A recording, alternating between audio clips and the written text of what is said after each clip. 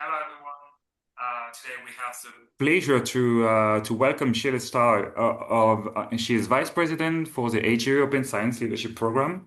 Her and her team are working to improve data and software practice to improve the reproducibility of science. She had many responsibility. She's serving on the National Academics Board on Research Data and Information. She's a co-chair for RDA, Organization Assembly, and also leads the RDA Working Group on Fair Data Maturity Model, Complex Citation, and Earth Science, Space and Environmental Sciences. She also served on the RDA US Steering Committee and the American Meteorological Society Board on open science data and software. So today, Shelley will present on complex citation object. So this is addressing the to properly cite group of softwares who have many interdependencies and try to cite them like single artifact. This definitely connects to former discussion we got in the SciCodes group and to and to the concept of software bills of materials and how citation practice should evolve to capture complex software dependencies. Of course, this work is also related to the concept of research citation object overall. Please, Shelley, floor is yours. Thank you. Thank you so much. Yeah, the project actually has changed names several times. It started out as you know how when you're trying to name yourself and the word object is going to be included, that you're going to have a lot of opinions and that word being used for so many other things. We didn't want to get into a vocabulary taxonomy spiral. So we named our project a funny name. I thought it was funny, a reliquary, which is if you have any religious background, you know that's essentially a box of very precious things like bones. And that was funny until it started to be used in everyday language. And then it's like, oh, no, we never meant that to actually be used. And that's quite offensive, actually, if you actually take it forward. So we're like, all right, we're just going to call it complex citation object. That makes sense, right? It'll be easy to implement. The complex, you see the juxtaposition there is a problem. So when we started talking to our stakeholders, they're like, no, you can't use the word complex. People will think it's actually complex. I'm like, all right, fine. So we held a vote. We had about 30 possibles, and research citation object was the way to go, and it reflects nicely.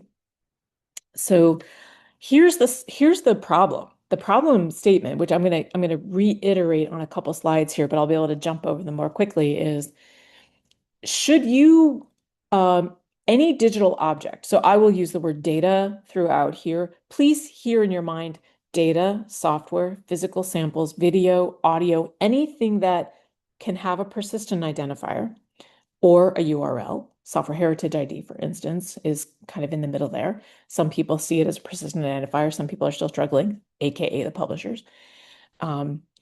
If you cite that in your paper as either having created it based on that work or used it based on that work, specific to that research, you should be getting oh, can you hear me, Maxence? Am I doing okay?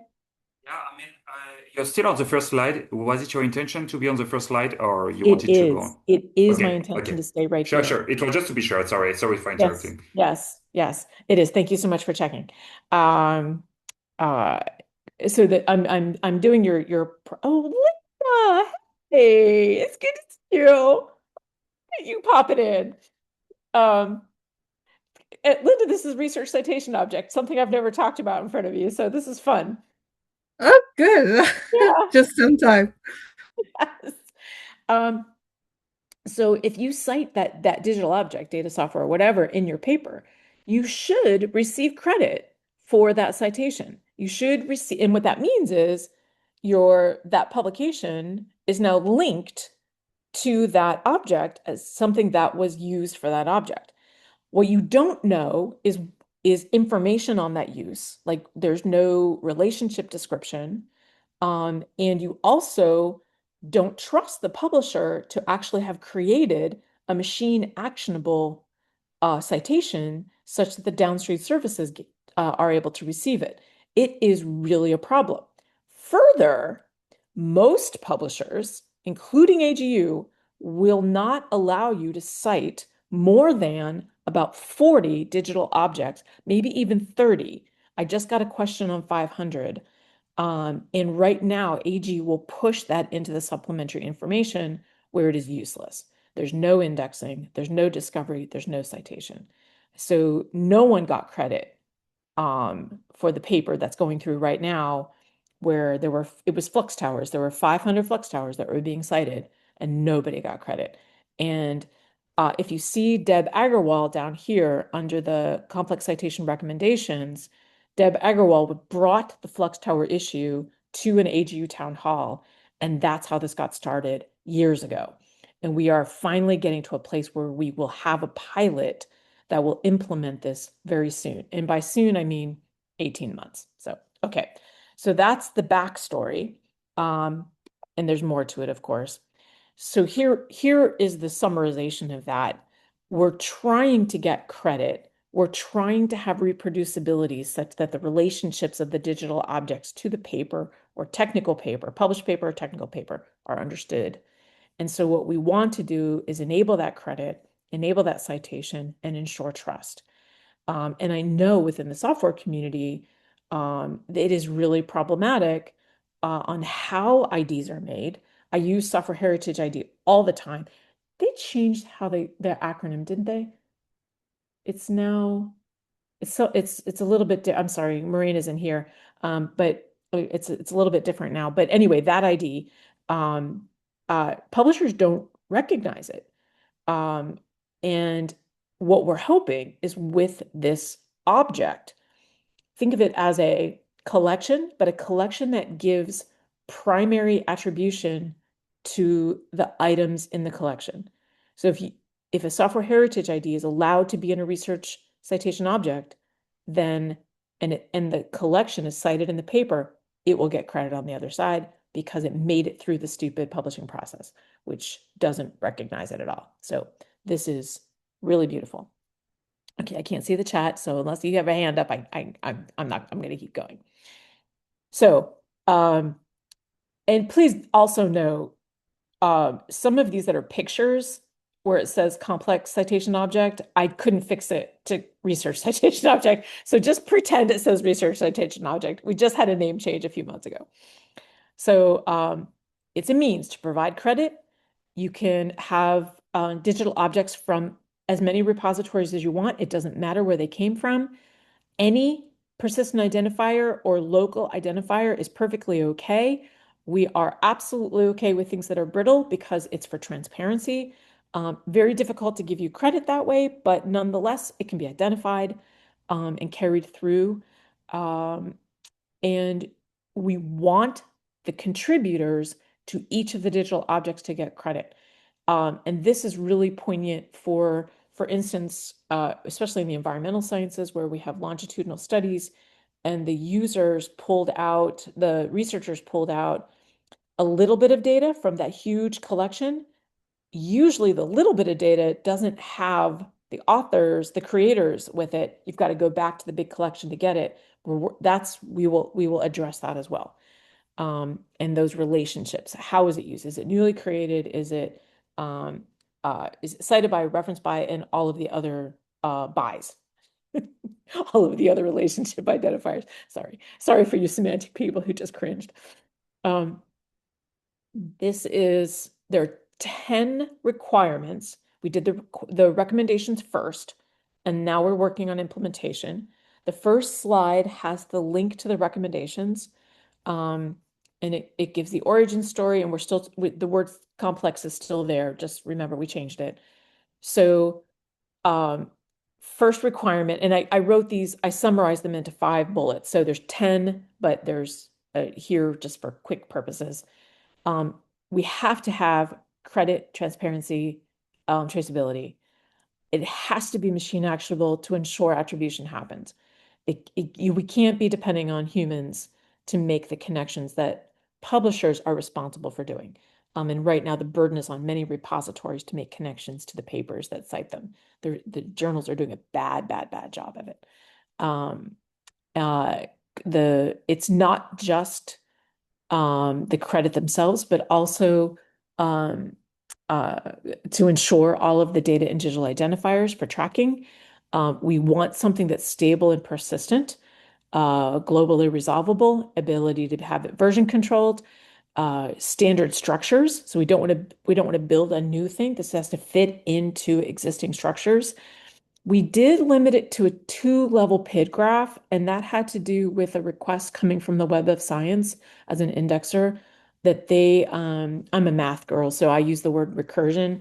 They didn't want a research citation object cited inside a research citation object, such that you would have to run the entire path. Um, that's fine. We can do that. We can put that rule in, and we can put the tools in to do that. But when we talk to SciOps, they're like, who cares? We can run it. We can do 2, 3, 4 levels. Who cares? Love them, love them. Yay, SciOps. Um, so maybe unfortunately, SciOps doesn't index all content, so we still have to pay attention to the Web of Science. And that these are open and accessible. Okay, I need to pick up the pace. We have a technical team. I'm not going to read you all of this. Martina Stockhouse and Jonathan Blythe are running the technical team, and they're working on what they're working with DataCite. They're working on the content that needs to be on the landing page. You know that there's going to be some differences because DataCite doesn't have everything. But then what is actually generated for the RCO, we're talking about there being a generator. Think about that as like yourselves, like as a repository, you could be a generator. I'm going to move on. One of the use cases is the IPCC. Shoot, what does that stand for? International something something climate change. Oh my gosh, I'm so embarrassed. Please tell me IPCC is here. This should be tattooed on my arm. Ah, there it is Intergovernmental Panel on for climate Climate change. Change. There it is, Intergovernmental Panel on Climate Change. Big deal in my world. So I lead with this example all of the time because it's a global entity. And right now, each of the figures that are in the report, it is very hard to track back, if at all, back to the data. They've been making a lot of progress, but this citation will actually make it really easy. So data, model, all of that. So any digital object, data, model, whatever. You got a digital object, we got a home for it. So this is MD being metadata standards. This is an early graph of what we were thinking. I'm just going to put a caveat there that this has gone through more iterations and we've got some more detailed mappings here. You can see that we're trying to map all the schemas in here. We're looking at RO Crate. We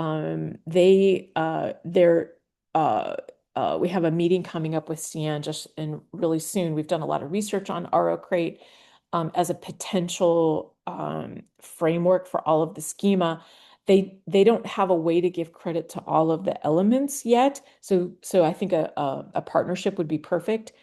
RO Crate was with us at the very beginning in order to help us understand what they've been seeing. And so it's a really good partnership. Let's see, I'm sure we're missing other things in here that we've evolved to. Nope, I think that's probably it. DCAT and um, yeah, all of the other schemas. So if you're interested in the schema mapping, the technical task group is perfect. We meet on Mondays at 1200 and 2100 UTC. So 2 different time zones every Monday. We have a bunch of user stories. I'm going to skip over this. Here is the most technical graph I have for you. And I almost took it out because I wasn't sure if I could talk to this perfectly, but I've studied it coming into this meeting and I think I can do it. So, and again, this is a picture, so I wasn't able to change the CCO to RCO. So please, in your mind, CCO is now RCO. So it's important that we have standardization, no matter how widespread this is, that we have common research citation objects being created. So the governance is important. So we have metadata standards, how, you know, the entities that generate these. So they're likely going to have a relationship with DataCite. DataCite is the DOI registry agency that we are working with. They're really the only one that's viable for this particular kind of work, and they're specialized in digital object persistent DOIs that are specific to digital objects.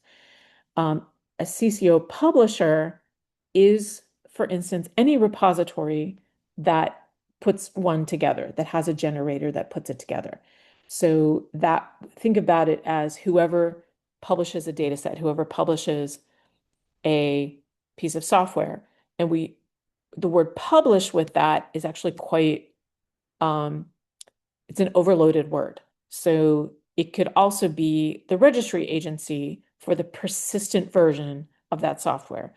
So, you know, for instance, GitHub has a really nice bridge over to Zenodo where the GitHub repo is constantly being updated. It has nice version control. That's a really great place to work, but it's not so good on static versions that support a particular paper publication.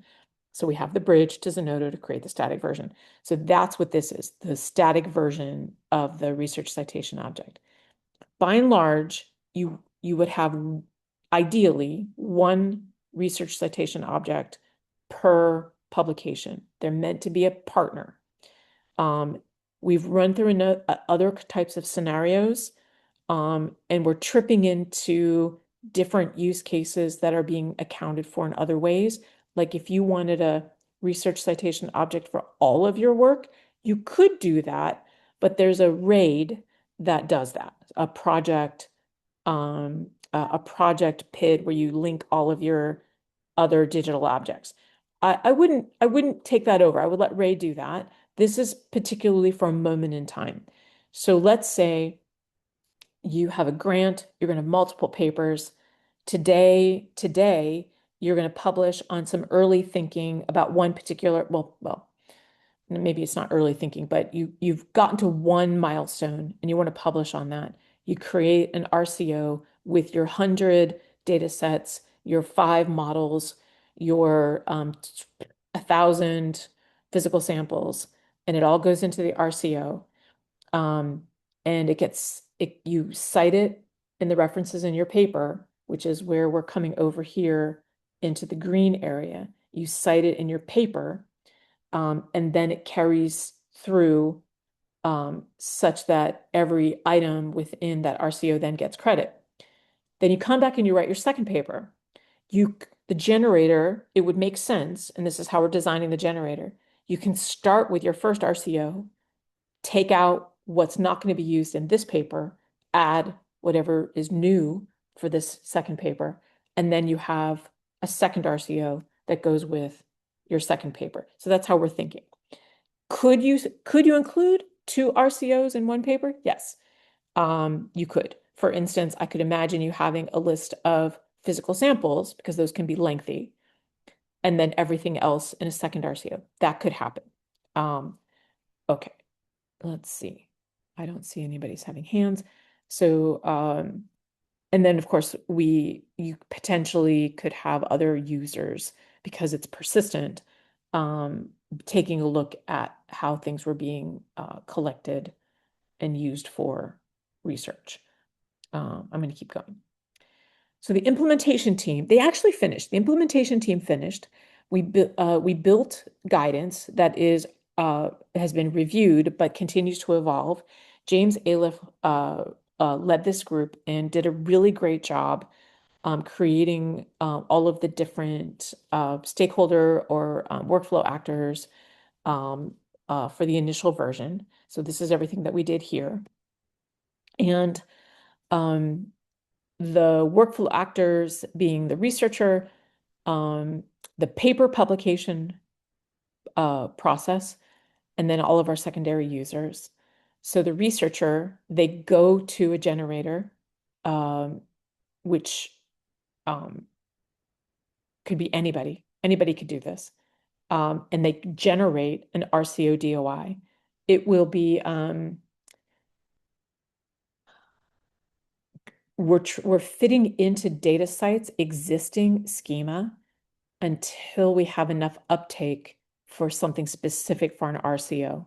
So it's nice because we won't have to wait for the data site user community to actually implement something special for us. We can move forward as we are. Yeah, Alan, go ahead. Thank you, Shelley. So, just a quick question. So the RCO is a aggregation of other DOIs? Is that the way I Yeah, should be thinking of it? So that's right. it's a collection of other research objects that can be referenced through some permanent identifier.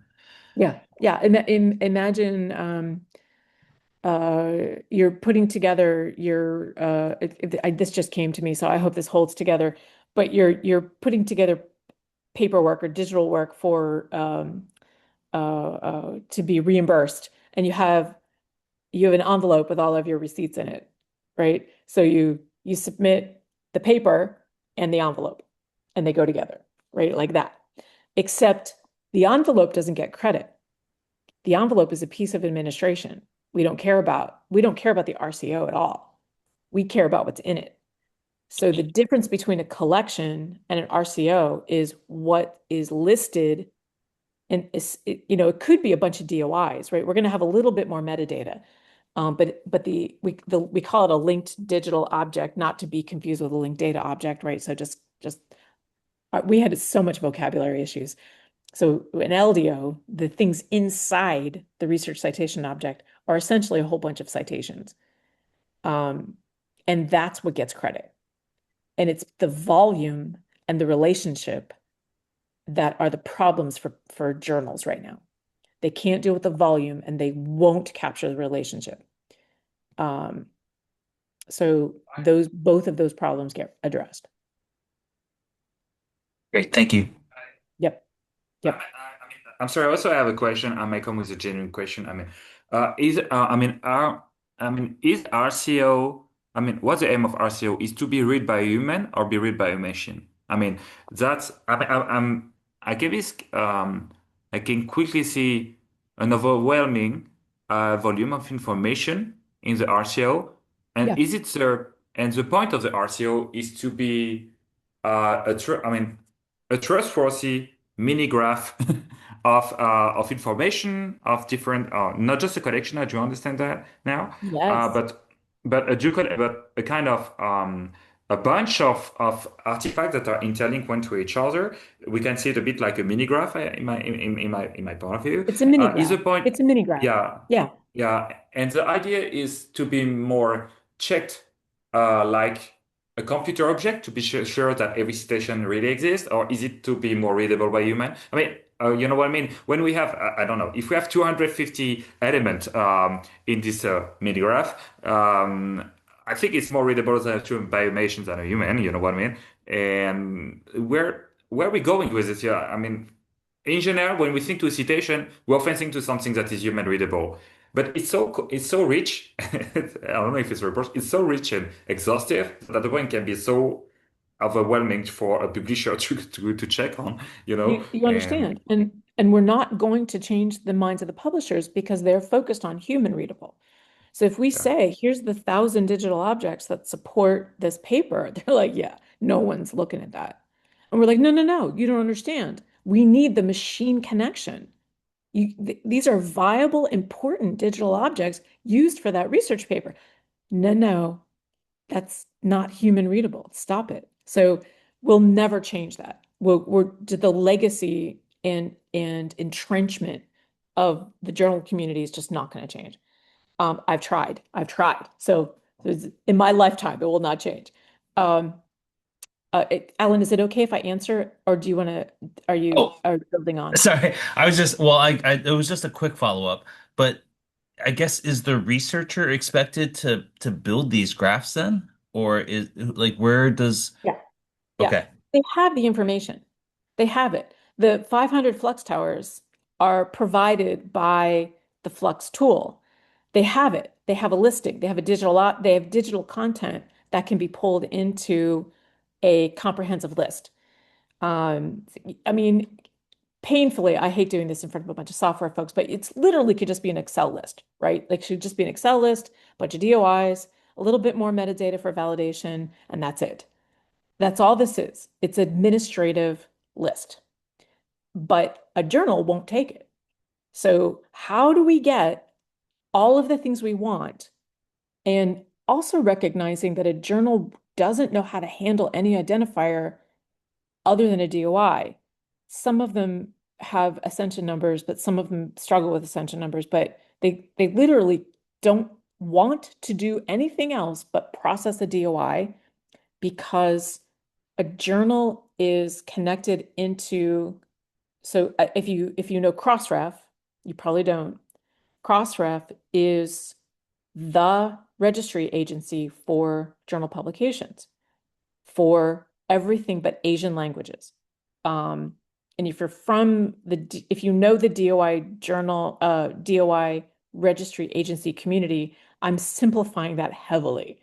So there's 2 registry agencies in China, 1 in Korea, 1 in Japan, and they use they're the Asian languages in those countries.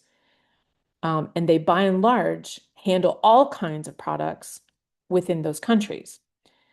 Crossref takes all of the other journals, every other language, and they are the registry agency for your papers, for your peer-reviewed papers. They have some of the preprints. Not most preprints go to DataCite. DataCite takes data and software and a menagerie of other things, but they're experts on data and software. So journals publish, when they publish, they have a platform and they put content in a schema, an XML schema, into Crossref. They register the paper. And when they register the paper, it includes all of the references. And it doesn't matter how many. Like, had we gotten the 1,000 through, this would not be a problem. It doesn't really matter how many, except the journal has a production process for the human readable side. The machine actionable side is so easy. So we're leaning in to the machine actionable side. The generator will have UI UX to help the researcher put it together. Upload bib text, whatever the neat process will be. We've got other folks working on that. I am not your UI UX girl, by the way. You don't want me to do that. Yeah, exactly. Thanks, Ellen. So, and makes sense. I'm not sure that I actually answered your question yet. I think I did. I think we're leaning in on the machine actionable, but making it really easy to do. Yeah, but I think you're just answering another question that is hidden behind that.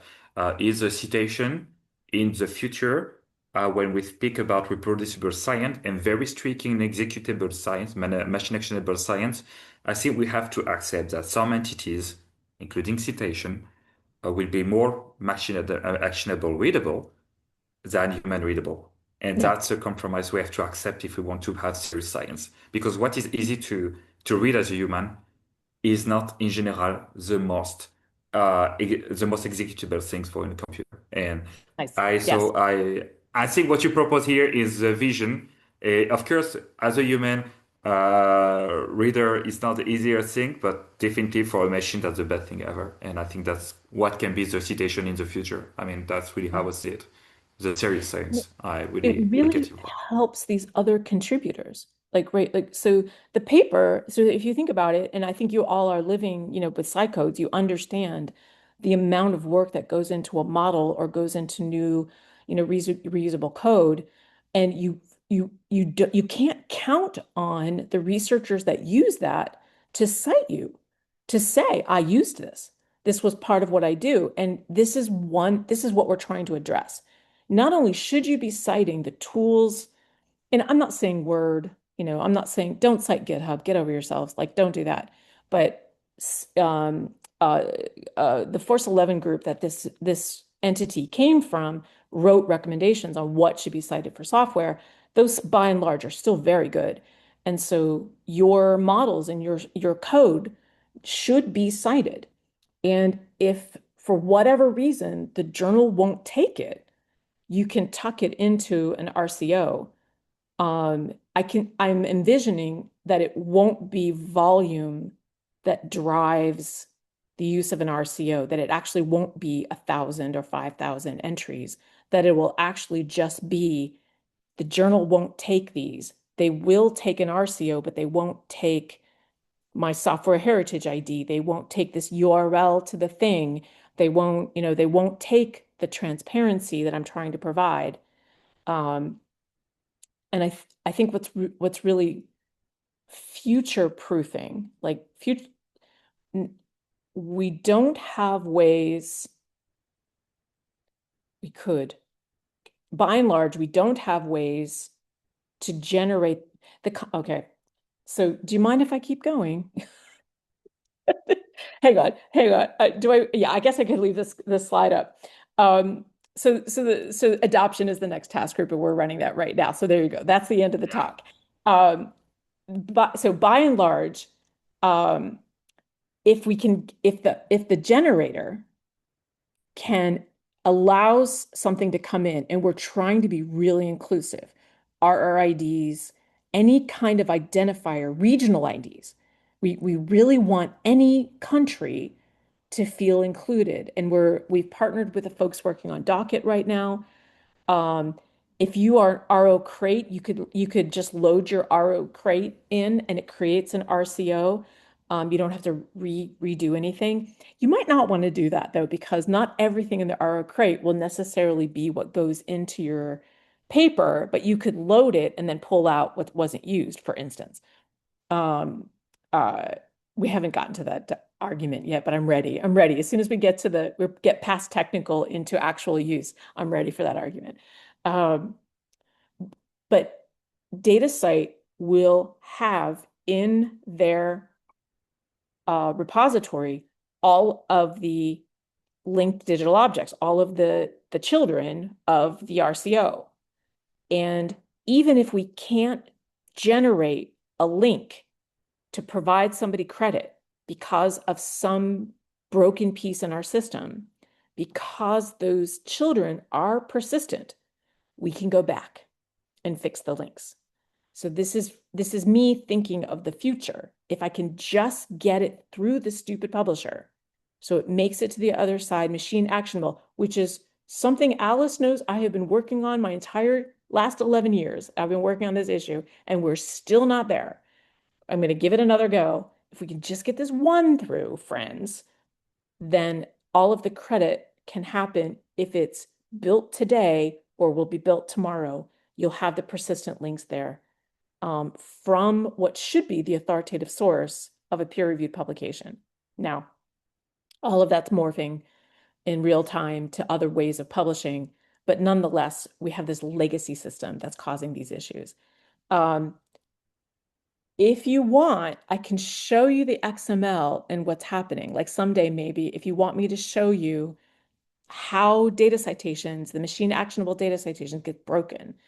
I would not do it today necessarily because that's its own thing, but I can walk you through why things break and how to see it, and what it looks like within the Crossref XML schema. The other piece of that is in order to get credit, DataCite has to update. Okay, let's back up. I'm going too quickly.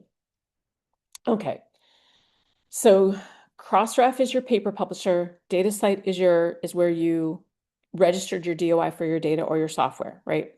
So when your paper publisher registry includes a reference to data and software, there's a link between Crossref and DataCite.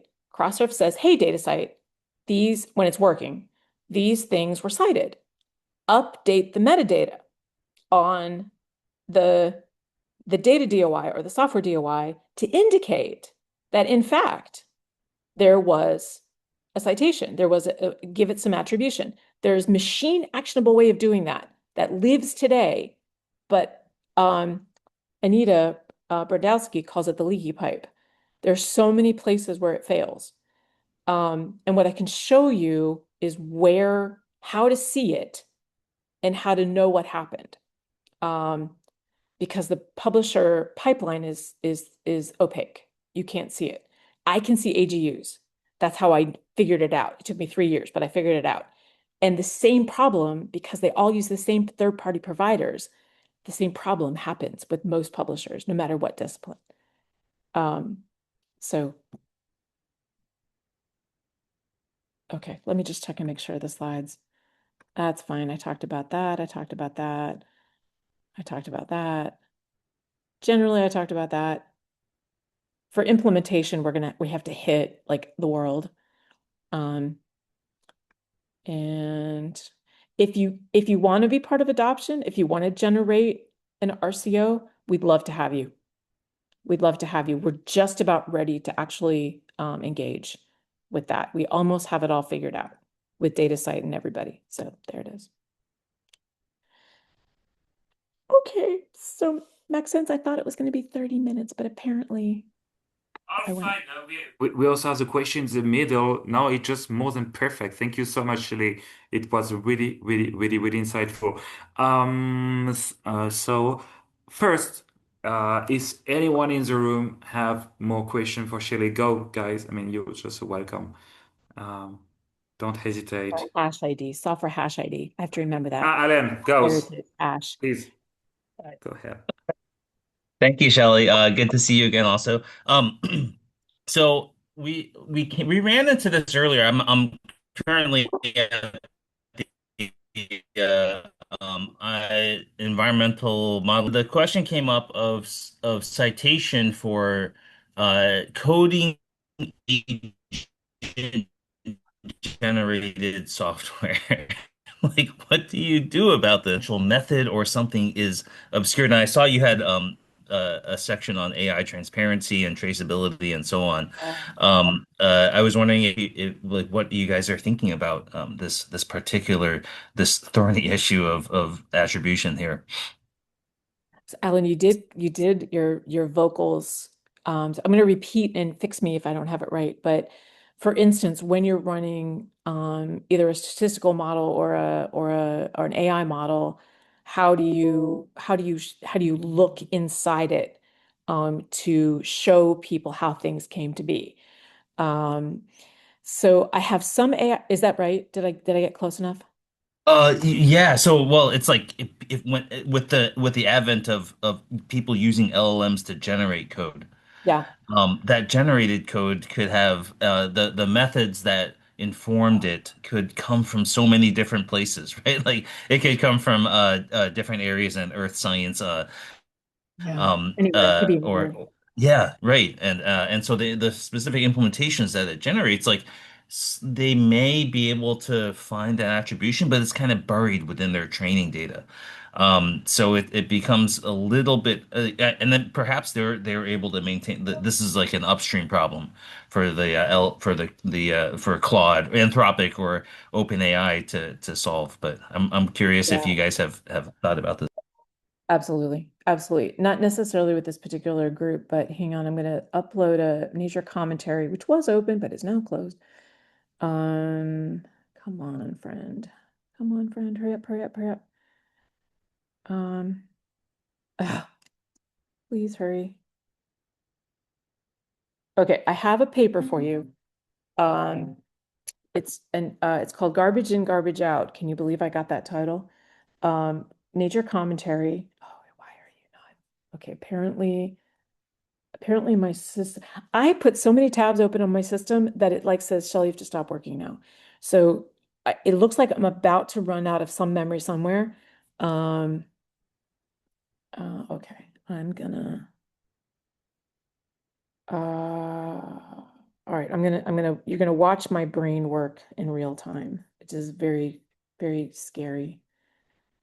But, okay, so garbage in, garbage out. There you are. Okay. So here's the paper. Even I don't have access right now, but just the humor here, just so you know how much open science matters to me. This pisses me off. This is my freaking paper, and I don't have access. Can I just tell you? Um, so this walks you through some of you helped me, I think, with a NASA grant on AI ethics. And what we said then, and it's still true now, and I think people are doing some uptake, is you have to know where things came from. You have to know. In order for, especially within research, in order for transparency to happen, you have to know. Yep. Okay, you're validating me. This is AGU and a number of other societies have a preprint server. Oh, good. I'm still logged in. I'm so glad. And the paper, the NASA paper, is right here. Now, the examples have aged a bit, as you can imagine, because generating software was still quite sloppy and not really a thing a couple years ago, but now it is a thing.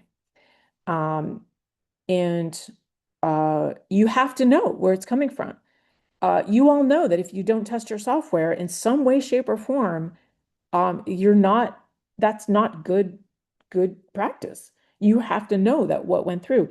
And so if you have an AI or somebody generate your software, how do you know that it came from something that was viable, that actually had a routine or wherever it's coming from that was tested and validated and we know is working? We absolutely have to make sure that's true. Not all of our research is life and death. Not all of it. But in the environmental sciences, that's an 80-page paper. So if you're having trouble sleeping, go ahead and read that. In the environmental sciences, thanks. The data that builds up to data products and world models, the CMIP, makes life and death choices in our globe, and how they came to be. The CMIP models, I think, are still statistical. So I think they can do the entire provenance. I would not be surprised if they're testing out AI generated models right now. I imagine they are, right? Like they must be. Somebody must be doing that. How are you going to trust those? How are we going to trust them? We have to know where that code is coming from. We have to know how that it's being built. And that's a non-starter. So I think in my little brain, and like we have a modeling journal, James. The editor there, Stephen Griffey's, so he models ocean stuff. It's a technical term, ocean stuff. Stuff. I think it should be a requirement that when you write a paper about such and such a model, that you have the RCO come with it. And this is how it was created. And that's how you get your transparency. This is how I think it should happen. How will it happen, Alan? Can you all put your hat on and try to figure that out for me? So, Great, thank you. Yeah, please, Adam. Is there any more? Just to react to that last comment, I don't know why Zoom has stopped detecting my camera. Sorry for that. Is that well, in theory, I mean, the question of trust is potentially the same as we have already had, no? It's like, okay, now the question is, do you trust the code generated by a machine? But before it was, do you trust the code generated by a human, a PhD student, or someone that you had never seen or or knew?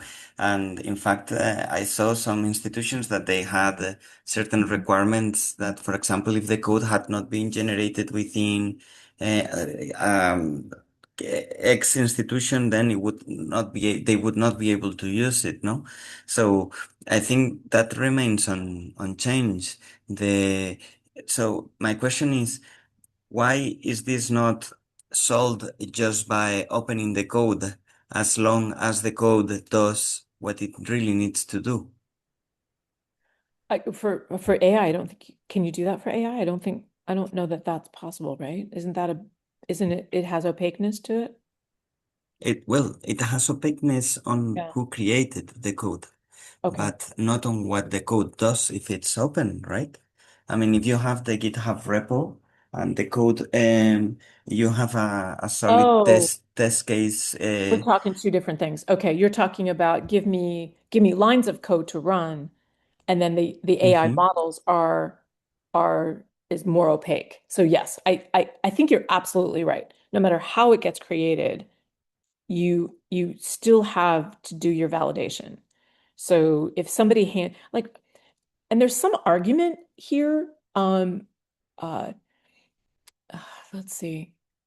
Um, so I'm 11 years with AGU, but prior to that, I have a very heavy software development background. I used to build commercial systems.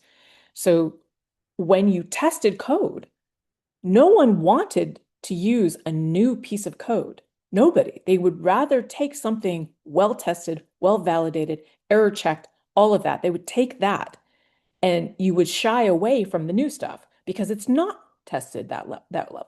So it's a choice. And by and large, if something existed, you take what's existed. In research, you are rewarded to build a new thing. So there's so much new stuff. And we're like, in software, no, don't do that. Use well-tested code. So if an AI finds you well-tested code, fantastic. I think that's great. I think we should go with that and help others realize that you're not copying, right? Like it's just good practice. You're doing good practice. Oh, somebody's giving me a tool. Okay, thanks. It's good practice to use well-tested code and then give attribution to it. That's good and fine in Shelley's little world. Um, so so I think, Daniel, that's what you're talking about. Like, it is okay and it is good and we should do it. And we still have the same trust problem, no matter how we got the code. We still have that. And yes, we do. Um, Mhm. I can share the I think this is the group I talked to GeoFair about a while ago, which was building discipline-specific data and software management practices at the section levels. I think I was sharing that we were launching that. We're now a year into it, and it's going really well. We started with oceans, and we're right now in that conversation of for those of you who know, there's an ocean mm, best practice conglomerate of stuff. I mean, thousands of recommended tools and mechanisms. And it is so rich, it's impossible for someone to make a decision on anything. So it's ripe for an AI to be working on it, right? It's really ripe for some sort of validation to be in there. Um, what we'd like to do is not that, but actually generate endorsement and trust levels such that the ocean community is weighing in on this is trustworthy and thinking of data methods and software methods as something they should care about, something they should weigh in on. We don't have peer review for software, peer review for data isn't really a thing yet. Some folks have it, most don't. And if we can create a expectation that this ocean community endorses something like this tool is really good for modeling below 200 meters. That's huge. That's huge. Then your AI should give that more weight when it's hunting for code. So this is what we're trying to create is the metadata that the AI needs to make a decision on what is better and under what conditions. We're not there yet. And if anybody's really good at that, how to tag all of that, and I'm saying that as such a naive person on taxonomy, ontology, and semantics, we'd love to have you as part of the team. We really need to think that through. So, Actually, I just added an element that might it's just regarding a former point you just raised before about the origin of code. and providing credit to authors of code, and we want to reuse the code of someone and not cite the wrong person anyway.